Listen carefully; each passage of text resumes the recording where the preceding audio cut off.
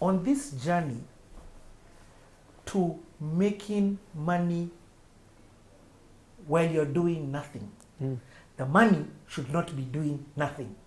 The money, in the word that you have used there, is idle. Idle. You can't be idle and your money is idle. Yes. Explain the different places people have idle money. I think that's the question now. First of all, let me just address something very clearly. Idle money is a big problem. Again, we talked about this as a currency. When you keep money idle, the whole concept of the dam starts to come in. Yep. By the way. You have blocked because the flow. you are a poor manager. Are you understanding me, Richie? When I'm looking for who am I going to give an opportunity to manage my resources, if I look and I see Richie just keeps it here, am I going to give Richie? Never ever. If I see Aizo is, oh, he's put it there, oh, he's done that, and I'm looking for a manager for my money, I will go to the guy who seems to know what to do with it. And that's what happens with money. All of us are stewards. We are managers of the resources that God has given us. And I can promise you, if you're not doing something with what you've already been given, the money that you have money sitting in your account doing nothing, you will not get more. Okay. I'm just telling you. But if you get into a habit of making sure that that money leaves, you're going to get more. It's a river that flows. It's a currency. Today that thing of cash flow has blown my mind. Yeah. So anyway, what was your question? So my question then becomes, where then do I put this idle money? Or actually, no, let me start with it. Where are people currently putting money idle? Idle. Yeah. So there's bank accounts. A lot of bank accounts. Number in one. Billions. That's Trillions. number one. Hold on. Say that again. Yes. It is trillions of shillings Yes. are in bank accounts. Yes. Idle. Idle. In fact, let me put it this way.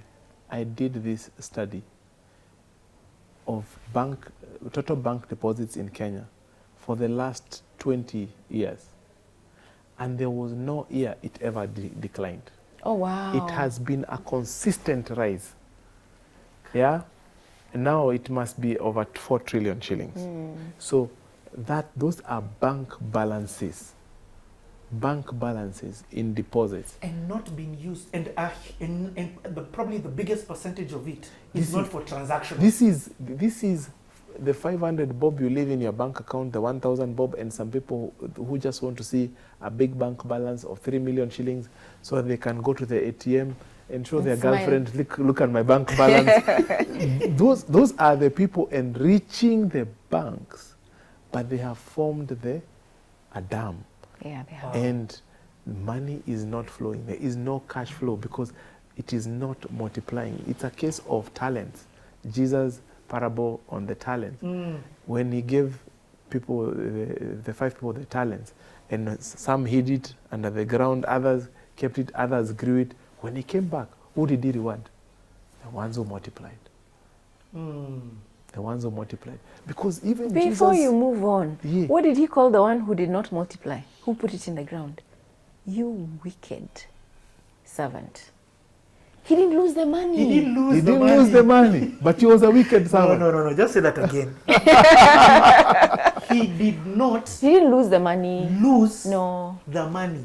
Yes. He just did returned not the money that multiply it. Yeah. He did not multiply it. Okay, that means and it was told, the guy who's, look at you, wicked, foolish man, give it to this one who has multiplied the most. He would even have rather, if he lost the money, I'm sure he would have given some money because he tried to do something. Okay. So money, this is important. You see, the Bible says that the love of money is what? The root of all evil. Is the root of all evil. It says the love for money. It is not money. No, it's not the love of money, it's the love of money. It's the love of money. Yeah. The people who like to see big bank balances, they are obsessed with the money. Yeah, actually, you idolize it. Elon Musk is not obsessed with money. Elon Musk is obsessed with what he can do with the money, multiplying it. That's insane. That is so insane. He does not care about money. He's like, in fact, this is what he was quoted saying, that to him, money is a means of exchange. He uses money to produce goods and services that solve human pain points. That's what wealthy people do. What do the rest of us do? We take money, we hold it so that we can meet our small kingdom expenses, and therefore our money never flows. But if you use your money to create a big solution. Do you know, that is such small-mindedness? And I've been there, by the way. And the other day, let me just share this. It's actually poverty mentality. Completely. I was having a conversation with a very serious Kenyan. Like, in this media space, he's a top honcho. So I tell him my strategy. So I want to start doing webinars and I'm going to charge money. And so he starts listening. Okay. So then he told me, you know, that's nice. But how about you did them for free? I'm like, for free? Pious. I'm taking my time, my effort, my everything. A lot of preparation. He's like, but Rina, so many people need your help. Why don't you just give it for free? And now your client is not the guys coming for the webinar. Your client becomes now these guys who need to reach those guys. And so your mathematics completely changes. And I was just like, oh my goodness. You move from a place where it is 1 + 1 is equals to 2 to multiplication. 1 + 1 is equals to 200. I'm telling you. It's a mindset shift, because I'm just like, no, I need to, you know, that mindset is a problem. Now, how can I change my thing to, I need to make money, to how can I help people? The math completely changes. That's it. You know, I want to come. We are messing people up today. Even you're messing me. I am people. People is me. So here's the thing. You know, every time you guys are speaking, there are words that pop up. This word called multiplication. It is our next video we are going into. We didn't finish that one in the last one. No. There's a way that you have spoken about it that I've realized how am I thinking about multiplication. But here's the thing that I want us to say. Bank accounts is one. Let me ask. Chamas. Circles. Oh my gosh. Chamas have a pool of money. Fine, merry-go-round, it goes round. But just explain to me, are there other places where this money remains idle? Yes. I'm trying to I'll tell you the biggest one. Land.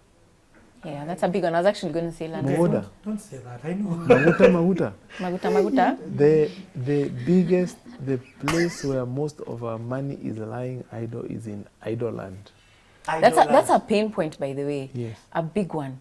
Just 2 weeks ago, we got visited by some guys who are in the diaspora. And they were brought by a relative who was trying to tell them, guys, you need to get out of land. Or no, not get out, but diversify. Because you buy this land and it just sits there. Half these guys who buy land have no idea where it is. They've just talked to a company, been told, oh, there's land, it will appreciate. You go to that land, it is in some bundu somewhere. There's no strategy for what I'm going to do with that land. And so you lock money in it, and that money is not growing. It is stuck. But you have to pay rates. You have to pay rates. You have to pay, well, depending on where the land is, okay? So the point is that, why don't you put your money in something that can generate more money? The idea is you have to have your children, your money generate more. Your money has to generate more children. If it is not, then you're not, that is idle. There's something you said. The biggest, trying to frame this properly and kindly, but the biggest contributor of broke billionaires is land. Dead assets. Yes. I'm very particular about using the word billionaires. There are so many billionaires who are actually broke because 90% plus of their assets are in Land. idle land. Or, and when I mean idle, it also means, it does not necessarily mean zero cash flow generation. It is where you have land worth, you have properties or land or properties worth $1 billion, but you are generating 2 million. That money, if you just give it to Rina, you completely change the mathematics. Your lifestyle changes instantly. Completely. Instant. The amount of by people the you can without, help, by then the impact you can have is amazing. and without doing much. And your money still remains And intact. your money still remains intact. So, and I learned this very important thing, and let me just say it here, that the greatest wealth or inheritance I can leave my children is not assets, but cash flows. Okay. Fafanua. If you look at why many of the so-called the rich families in our country, when the generators of wealth pass on, why people fight, is because they were left assets with no cash flows. So they fight about the assets So they can sell. so that they can access the cash flows by selling the assets. But if you leave your children a healthy dose of cash flows, they don't even care where the assets are, because the assets are definitely optimally managed by professionals. If I leave my 1 billion with Rina and it is generating 200 million shillings every year, my children don't care about the asset and who is managing it. They care about 200 million is coming into our bank accounts every year. And I realized that's where we need to switch the thing. Inheritance is, the best inheritance is cash flows. Because your children, we are most likely not going to be able to do what you do today, and probably not going to be able to be even interested in doing it. And then they also have their own individual missions and purposes, which are quite divergent to what you do today or how you created wealth. So if you give them a platform of cash flows, then you allow the experts to continue doing what they are doing very well, and the assets to continue being there, and your children to pursue their individual purposes. I want to add one more thing to something you've also said yourself. Yes. The second greatest, in fact, it's the other way around, before the cash flow, is knowledge and wisdom. Absolutely. Time. For your children. Knowledge, yes. In terms of inheritance. Exactly. So that they... Most transferable form of wealth is knowledge. Knowledge. And then the cash flow. Wow. Hey, it's a lot. It's a lot. It's a lot, but it's fighting the mentality and getting us on the journey. Remember, end of the day, we're on a journey to get to the place that you've just spoken about, where we can then leave a generation money while they are doing nothing, earning money. Because the question that I started this whole series with was, can I make money doing nothing? Now I'm hearing about examples of people who are doing it. I'm hearing, yes, you can get this money, but put it in something called idle. In fact, before even I close this, is there somewhere else where you people put money that is idle? Yeah, you mentioned it actually, and I've experienced this myself. It's Chamas, and Chamas that find it difficult to execute on a strategy effectively. So you put money somewhere, and you keep putting it every month, and then it just does nothing. And I don't know what it is. Sometimes, we try and we want to be able to grow this money, but then we're not agreeing and so on. And so you lose time. And so I've begun to realize that I'm only going to do things with a Chama that I can't do on my own. But this thing, we're sitting somewhere, Pius gets on in August, I get money in January. What is this thing? It is true. And by the way, I completely understand The merry-go-round. the merry-go-round. And there's people whose It lives has- have been transformed Yeah. by the merry-go-round. It has its place in there's certain more. circles, and it works for certain people. But we need to move from that being our primary source of sustenance to putting that money in something that can. So yes, you get your merry-go-round, you get your money back, but please invest the money. Don't just use it to buy crockery or to finish building, I don't know which part of the kitchen. Even from the merry-go-round, pay yourself Pay first. yes, because you're not paying yourself first by just having this money move around and then you spend it. So find a way to then create this money to generate more money. Oh, Rina, the merry-go-round can pay itself first. It should. You get what I mean? Yeah. And each person as a shareholder of the merry-go-round, then maybe the dividend later on can come in. Yeah. But the merry-go-round, if it's looked at as an entity, can pay itself first. It can. Yeah, and the problem is the merry-go-round is just a way of mobilizing funds, not a way of managing funds. That's true. Okay. So what all Chamas should do is to link up with a money market fund or something so that that money is not, the pride is not, let's give 10 or 15 or 100,000 today to, and the joy is, I have 100,000 bob. What we should be telling Rina, we have sent into your money market fund account 100,000 Oh, I bob. like that. Because it starts earning today. But if I give her today and it takes first of all, half of that money will be gone by the time Let me she tell you. gets home. Because needs so appear many. from It nowhere. comes on nicely. I'll on realize, Mpesa. oh, my fuel is on red. Oh And my goodness. That's an important thing I've said. So there is another thing that we discovered with our money market fund. We have these clients who have given our money market fund account details to the people who pay them. So it acts like their bank account. You just wire the money there. So if I owe Rina money, instead of sending it to her bank account Or to my Mpesa. or to her Mpesa, I send it to her money market account in Nabo, and it starts earning money immediately. So I actually even have some people who, when they pay me, I tell them, you just send to this account. I never even know they have sent money.